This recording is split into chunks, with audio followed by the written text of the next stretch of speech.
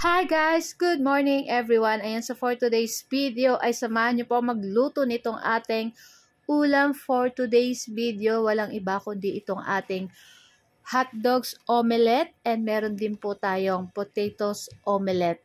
So, napakasarap po nitong ulam. Ayan, perfect po ito pambaon sa ating mga anak sa school, lalo na sa ating mga bulinggi. Talagang magugustuhan nila, pati yung paka-perfect nitong ating circle na maliliit lang ay tamang-tama lang po. Talagang maiinggan yung kumain yung ating mga anak. So, ayan na nga. At nagpainit lang po ako dyan ng ating kawalit. Naglagay ako ng mantika at ipiprito lang natin yung ating mga hot dogs dyan para mamaya pag nilagay natin sa scrambled egg ay luto na po. So, madali na lang siyang maluto dun sa ating scrambled egg. Pagkatapos sa same pan, hindi ko na hinugasan guys kasi hotdog lang naman. Nilagay ko na dyan yung ating patatas na pig cubes. So nilagyan ko na po yan ng paminta at asin para may lasa na yung ating patatas dyan.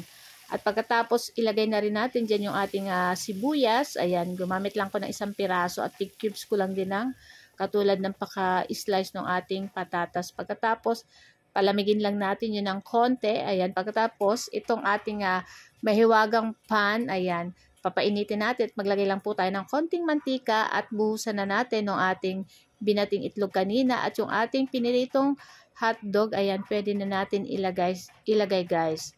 So pagkatapos babalik na din lang po natin iyan. Ayan, nakikita nyo napaka-perfect po nitong ating mga circle na omelette. Ang cute, diba guys? So pagkatapos sa same pan, ayan, naglagay ulit tayo ng itong ating binating itlog at nilagay na rin natin itong ating ginisa kaninang potato na may sibuyas. Naku, napakasarap po nito. Talagang perfect ito guys sa ketchup. So ayan na nga at inubos ko na dyan yung ating natitira pang itlog para wala naman guys tapon. So medyo madami-dami yung ating second batch dito sa ating potatoes omelette. So ayan. Lulutuin lang po natin iyan, yung ilalim kasi medyo makapal na yung ating omelette dyan. Pero okay lang po yan. So pagkatapos, ayan, dahan-dahanin lang natin ng pagbaliktad guys. Kasi baka magkahurulog itong ating patatas dyan. Kasi medyo marami yung ating patatas, medyo makapal.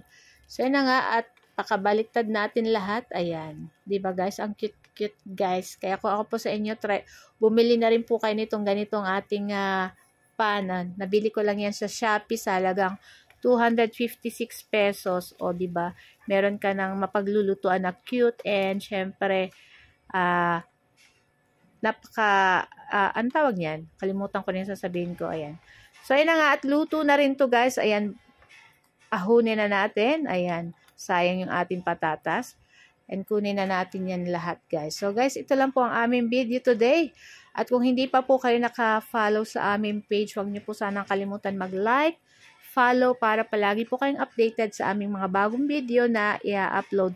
And sa lahat po ng ating nagla-like, nagko-comment at nag-share po ng ating video, maraming salamat po sa inyong lahat. God bless you all.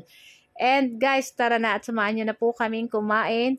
Kumuha na rin po kayo ng inyong fried rice with coffee at sausawan na ketchup. Nako, ang sarap nito guys. So guys, thank you for watching and see you next video. Ciao! Sarap!